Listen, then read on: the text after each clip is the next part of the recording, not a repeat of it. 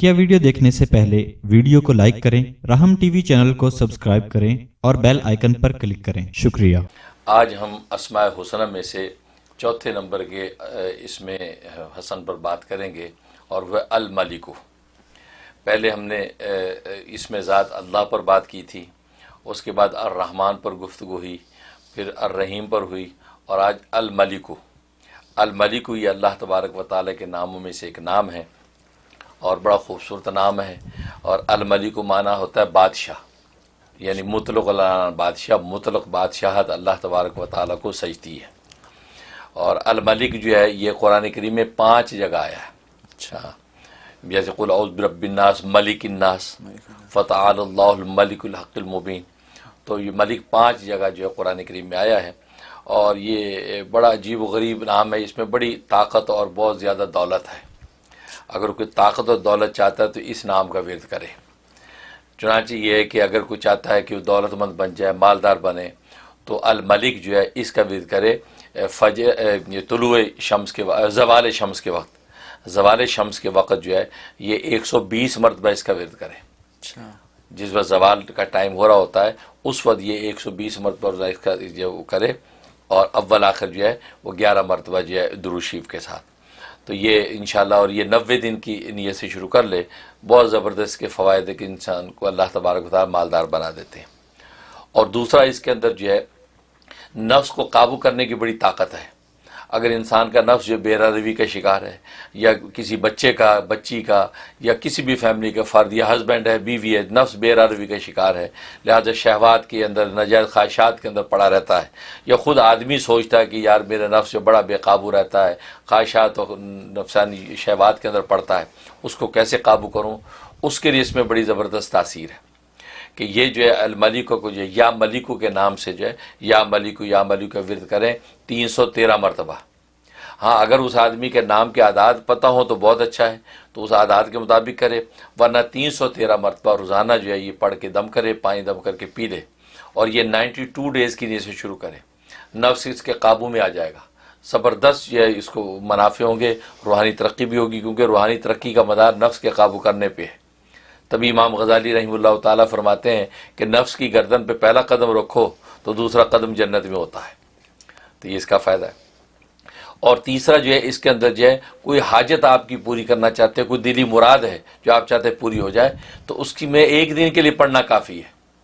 और वो तुलुए शम्स के वक्त, जिस वक्त सूरज तुलु हो रहा है, उस वक्त आप बैठ जाएँ, अव्वल आखिर 11 मरतबा दुरूद शरीफ और दरमियान में ये 3000 मरतबा पढ़ना, या मलिकु करके जो हाजत अल्लाह के सामने रख दें वो मुराद उसी दिन पूरी हो जानी।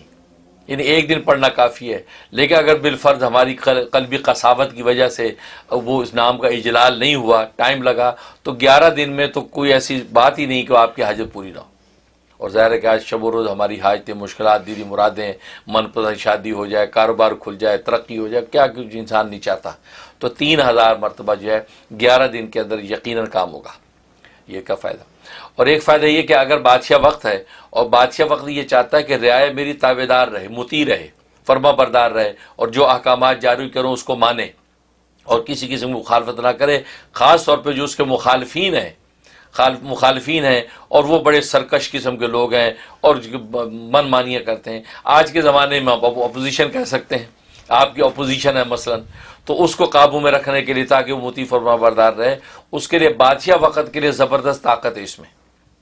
उसका तरीक़ा या तो बादशाह वक्त अपने नाम के आदाद निकलवा ले कि मेरे नाम के आदाद क्या बनते हैं, उतने आदाद बना के उतनी दफ़ा पढ़े, वरना जो है 1111 मरतबा, 1111 मरतबा जो है ये वो इसका विर्द करे रोज़ाना।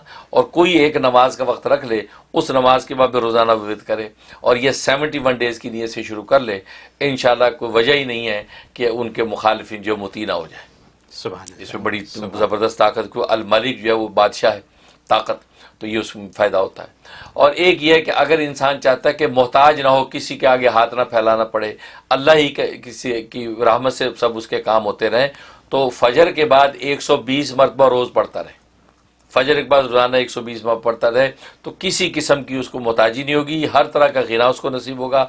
और ज़ाहिरी बात नहीं, अल्लाह तबारक व तआला उसको दूसरों के सामने हाथ फैलाने से रोकेंगे और उसको जो नवाज देंगे। یہ اس کے فضائل فوائد ہیں۔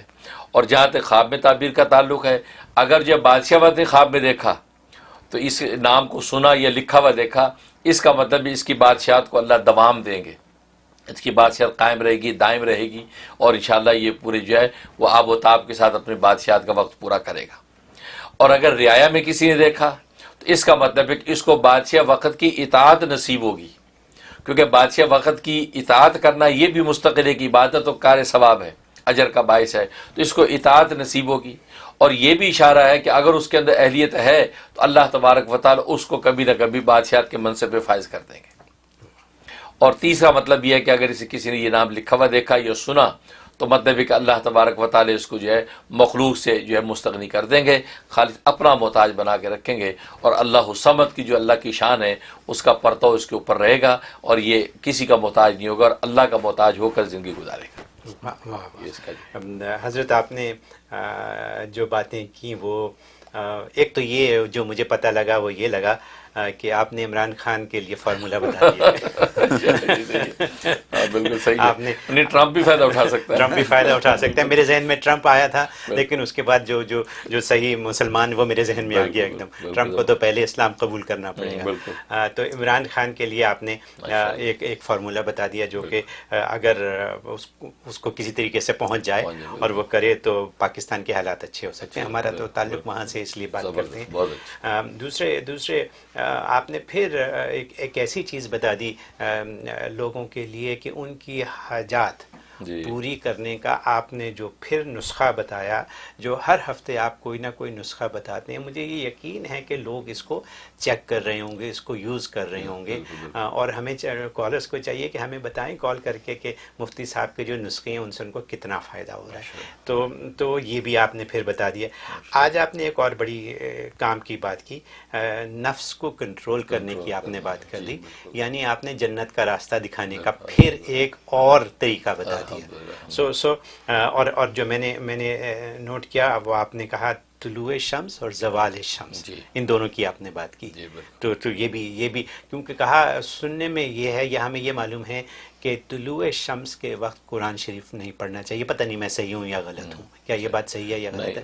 طلوع شمس اور زوال شمس اور غروب شمس، یہ تین مکروہ اوقات ہیں، وہاں نماز پڑھنے کی اجازت، نماز پڑھنے کی نماز نہ پڑھیں قرآن پڑھیں، اور اس وقت جو اللہ کا ذکر کر سکتے ہیں، بلکہ کرنا چاہیے، قرآن کی تلاوت بھی کر سکتے ہیں، درود شریف پڑھ سکتے ہیں، اللہ کا ذکر بھی کر سکتے ہیں، تو بلکہ لکھا ہے کہ اس وقت اللہ کے ذکر میں مصروف رہنا چاہیے، کیونکہ عبادت شریعہ جو نماز تو کر نہیں سکتے، لہٰذا اللہ کے ذکر کے ذریعے سے اللہ تبارک و تعالیٰ کی متوجہ رہیں، کیونکہ وہ خاص وقت ہوتا ہے جب ابلیس جو ہے اپنی خدائی کا دعوے دار ہوتا ہے، اس وقت اس وقت میں اللہ کو اب یاد کریں گے تو ابلیس کی خدائی کی نفی ہوگی، تو وہ بھی ایک بہت زبردست کیفیت ہوتی ہے۔ لہٰذا اس وقت میں بعض اذکار کرنے کے بڑے منافع ظاہر ہوتے ہیں، کیونکہ اس وقت انسان شیطان کی بادشاہی کی نفی کر کے اللہ کی بادشاہی کو پکارتا ہے، تو اس وقت اللہ کی رحمت بہت زیادہ متوجہ ہوتی ہے اور عطا کرتی ہے۔ جی، یہ بھی ایک بڑی اچھی کلیریفیکیشن آپ نے دے دی جو لوگوں کو پتہ نہیں ہے۔ بہت سے لوگوں کو پتہ ہے، بہت سوں کو نہیں پتہ، تو اس حساب سے یہ کلیریفیکیشن آ گئی۔ بہرحال یا ملک کو 3000 بار میں نے لکھ لیا تو انشاءاللہ اس کے اوپر ہر ایک کو چاہیے کہ اس کو استعمال کریں۔ مفتی صاحب کے جو نسخے ہیں، چھوٹے چھوٹے نسخے، ایسے عمدہ نسخے ہیں۔ ہمیں کالز آتی ہیں، ٹیکسٹ میسیجز آتے ہیں لوگوں کے بتانے کے لیے کہ جی ان کے کام ہو گئے ہیں۔